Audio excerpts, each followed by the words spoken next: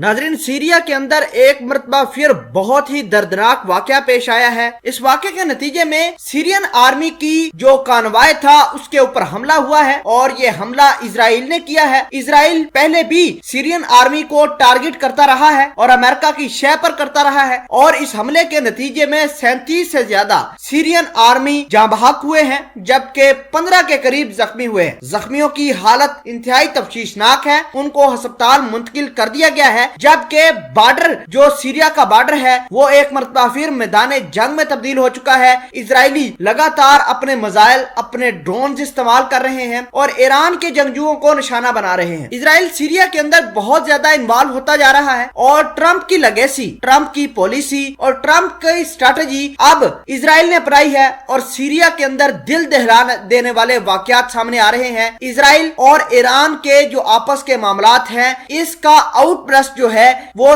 Syria के अंदर निकलता हुआ दिखाई दे रहा है। मामलात क्या हैं, किस तरह उन्होंने आर्मी को हिट किया है, तमाम तर चीजें आज की इस वीडियो में हम आपको बताएंगे। छोटी सी गुजारिश है कि आप हमारा यूट्यूब चैनल हसना टीवी को सब्सक्राइब कर लें, घंटी के निशान को दबा दें ताकि लेटेस्ट न्यूज आप तक पर वक्त पहुंचती रहे। नाज़रीन, सबसे पहले आपको ये बताते हैं कि ये मामलात शुरू कहां से हुए थे। इजराइल की आर्मी गजा की पट्टी के ऊपर तैनात थी, वेस्ट बैंक के ऊपर तैनात थी, वहां पर बैठकर लबनान के अंदर हिजबुल्लाह के ठिकानों को निशाना बनाती और हिजबुल्लाह ने बदले में इजरायलियों को निशाना बनाना शुरू कर दिया। आए रोज मिसाइलों की जाद में आकर तकरीबन गजा की पट्टी पर इजराइल के 10 से 15 फौजी मरने लगे। ये तकरीबन 1-1.5 माह पहले की खबर है, जब हिजबुल्लाह लगातार इजराइल की गजा की पट्टी के ऊपर निशाना बनाता था, इजराइल की बेसिस को निशाना बनाता था, जिसके नतीजे में डेली बेसिस पर इजराइल के फौजी मरने लगे। अब इजराइल को यह पता चल गया कि जो हिजबुल्लाह के पास हथियार आ रहे हैं वो ईरान से आ रहे हैं और ईरान से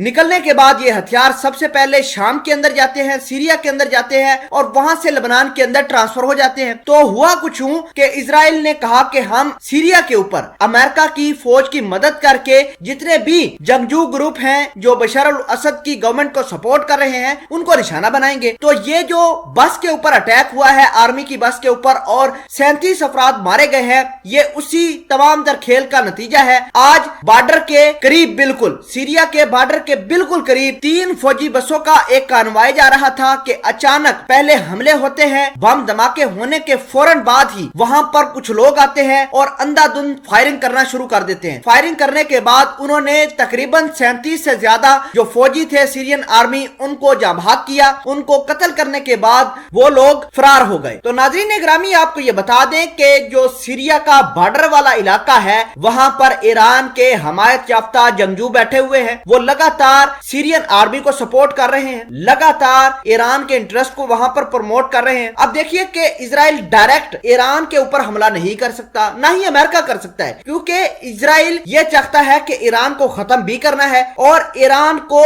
हमला किए बगैर ही खत्म करना है। तो ईरान भी यही चाहता है। दोनों मुल्कों ने अपना अपना इन्फ्लुएंस सीरिया के अंदर बनाया हुआ है। अब ये दोनों मुल्क एक दूसरे के फौजियों को, एक दूसरे के जंगजुओं को निशाना बनाते हैं सीरिया के अंदर और अपनी जो गुस्से का इजहार करते हैं और अपनी दुश्मनी का इजहार करते हैं कि देखें सीरिया की आर्मी को इजराइल ने टारगेट किया, कभी ईरान के जंगजू इजराइल के फौजियों को मारते हैं, तो मामला खराब हो गए हैं। तो नाज़रीन ग्रामी, नेतन्याहू जो पहले ही कह चुके थे कि ईरान को हमने डायरेक्ट हिट करना है, डायरेक्ट हिट तो नहीं कर पाए, लेकिन जो ईरान का इंटरेस्ट है सीरिया के अंदर वो तबाह होता हुआ नजर आ रहा है। इसके अलावा हिजबुल्लाह लेबनान के अंदर काफी परेशानियां हैं उसको, लेकिन हिजबुल्लाह ने तमाम तर कहानियां बड़े अच्छे तरीके से मैनेज भी की हुई हैं। अगर हिजबुल्लाह के ऊपर हमला एक होता है इजराइल की जानिब से और हिजबुल्लाह बदले के अंदर 5 से 7 मिसाइल इजराइल के ऊपर दाग देता है,